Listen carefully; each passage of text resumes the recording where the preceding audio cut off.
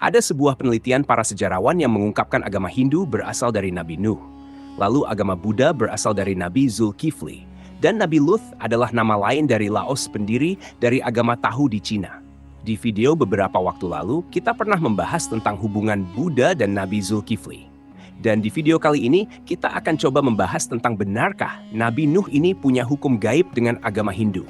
Sehingga kisah Nabi Nuh ada di dalam kitab atau manuskrip Hindu. Untuk itu, di video kali ini kita akan membahas tentang kisah Nabi Nuh dalam agama Hindu. Assalamualaikum warahmatullahi wabarakatuh, Sobat. Beriman yang dimuliakan Allah. Mohon bantu channel ini untuk terus berkembang dengan cara like, comment, subscribe.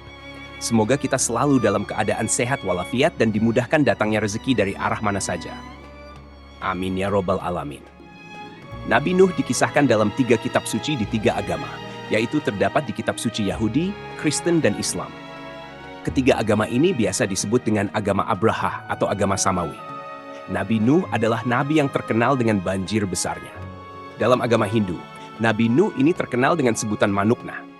Manu sendiri bagi umat Hindu adalah leluhur dari umat manusia dan merupakan raja pertama di dunia yang juga menyelamatkan manusia dari banjir besar, seperti halnya kisah Nabi Nuh yang ada dalam Islam. Anak cucu dari Manu ini disebut dengan Manawa, sehingga kata manusia dalam bahasa Sanskerta disebut dengan Manawa. Jadi artinya manusia adalah anak keturunan dari Manuk. Kisah singkat Manu yang ada di Hindu seperti ini, teman-teman. Saat Manu sedang di sungai, tiba-tiba ada seekor ikan yang datang dan memohon kepada Manu untuk diselamatkan. Kemudian Manu memasukkan ikan itu ke dalam sebuah bejana atau wadah. Namun ikan itu malah membesar sehingga wadahnya tak mampu menampungnya.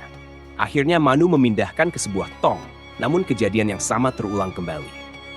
Ikan itu membesar lagi dan tong itu pun tak mampu menampungnya. Hingga akhirnya ikan itu dipindahkan ke samudra dan Manu baru menyadari kalau ikan itu bukanlah ikan biasa. Ikan itu ternyata adalah awatara dari Dewa Wisnu yang memberitahu Manu kalau akan ada banjir besar yang menghancurkan seluruh kehidupan. Akhirnya Manu membuat sebuah perahu dengan membawa sejumlah benih kehidupan. Wisnu adalah salah satu dewa yang ada dalam agama Hindu yang bertugas sebagai pemelihara dan pelindung alam semesta. Wisnu juga merupakan roh tertinggi dalam Purana atau kisah zaman kuno. Wisnu ini juga disebutkan bersifat gaib dan berada di mana-mana yang kemudian dibuatlah simbol-simbol atau atribut tertentu yang dipilih sesuai dengan karakternya dan diwujudkan dalam bentuk lukisan, pahatan, dan arca supaya orang-orang muda melakukan penghayatan terhadap sosok Wisnu ini. Wisnu sering beravatar antara lain menjadi ikan atau Matsya, Rama, Krishna, Buddha, dan Kalki. Di agama Kristen, kisah Nuh atau Manu bisa ditemukan dalam kitab Kejadian 6 dan 7. Dalam kitab Kejadian 6 disebutkan, "Berfirmanlah Allah kepada Nuh, Aku telah memutuskan mengakhiri hidup seluruh makhluk sebab bumi telah penuh dengan kekerasan oleh mereka. Jadi aku akan memusnahkan mereka bersama-sama dengan bumi. Buatlah bagimu sebuah bahtera dari kayu gofir. Bahtera itu harus kau buat berpetak-petak dan harus kau tutup dengan pakal dari luar dan dari dalam. Sebab sesungguhnya, Aku akan mendatangkan air bah untuk meliputi bumi untuk memusnahkan segala yang hidup dan bernyawa di kolong langit. Segala yang ada di bumi akan mati binasa. Tetapi dengan engkau aku akan mengadakan perjanjianku dan engkau akan masuk ke dalam bahtera itu. Engkau bersama dengan anak-anakmu dan istrimu dan istri anak-anakmu." Jika di Islam, kisah Nuh atau Manuk bisa dibaca di Al-Quran surat Al-Muminun dan surat Asy-Syu'ara. Nuh berdoa, "Ya Tuhanku, tolonglah aku karena mereka mendustakan aku." Lalu kami mewahyukan kepadanya, "Buatlah bahtera di bawah penilikan dan petunjuk kami. Maka apabila perintah kami telah datang dan tanur telah memancarkan air, maka masukkanlah ke dalam bahtera itu sepasang dari tiap-tiap jenis dan juga keluargamu, kecuali orang yang telah lebih dahulu ditetapkan akan ditimpa azab di antara mereka. Dan janganlah kamu bicara dengan aku tentang orang-orang yang zalim. Karena sesungguhnya mereka itu akan ditenggelamkan." Al-Quran Surat Al-Muminun ayat 26-27. Nuh berkata, "Ya Tuhanku, sesungguhnya kaumku telah mendustakan aku. Maka itu adakanlah suatu keputusan antara aku dan antara mereka, dan selamatkanlah aku dan orang-orang yang mukmin besertaku." Al-Quran Surat Asy-Syu'ara ayat 117-118. Maka kami selamatkan Nuh dan orang-orang yang beserta di dalam kapal yang penuh muatan. Kemudian sesudah itu kami tenggelamkan orang-orang yang tinggal. Al-Quran Surat Asy-Syu'ara ayat 119 sampai 120. Di dalam pemahaman agama Hindu, dari Manu atau dalam bahasa kitanya Nuh ini, lahir banyak keturunan dari semua ras dan disebut dengan Manavas atau Manawas. Manu atau Nuh ini katanya memiliki beberapa anak. Ada yang menyebutnya punya sampai 10 anak. Di antaranya anak itu bernama Wana, Ishaku, Ila, dan Ksatrias. Dan jika di Bible, Nuh hanya disebutkan punya 3 anak, Sam, Ham, dan Yafet. Menurut International Standard Bible Encyclopedia, keturunan Sam menghasilkan bangsa Israel, keturunan Ham menghasilkan bangsa Mesir, Kanaan, dan Arab. Keturunannya sebagai nabi juga memiliki hukum yang oleh umat Hindu disebut dengan Manusmriti atau Law of Manu. Dalam Atharva Veda, Book 20 Him 127 ayat 1-13 dikatakan di sana bahwa tentangkan datangnya Nabi Muhammad Shallallahu Alaihi Wasallam. Di sana dikisahkan dia adalah resi yang naik onta atau unta. Tidak mungkin itu orang India, karena resi India atau Brahman tidak boleh naik unta.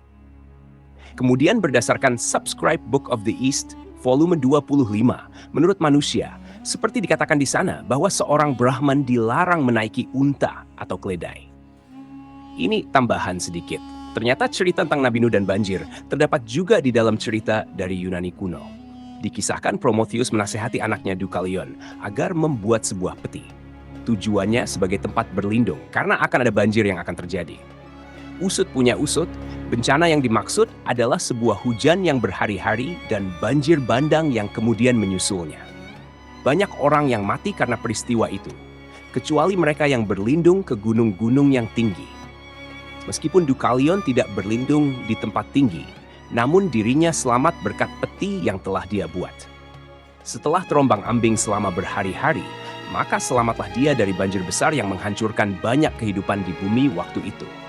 Salah satu suku yang ada di Indonesia, yaitu Batak, rupanya juga memiliki kisah mengenai bencana air bah.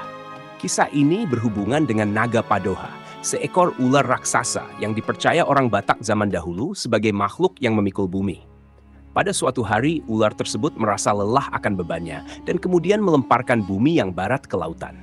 Lalu Batara Guru ingin menyelamatkan anak perempuannya dengan mengirimkan gunung ke lautan dan seluruh manusia.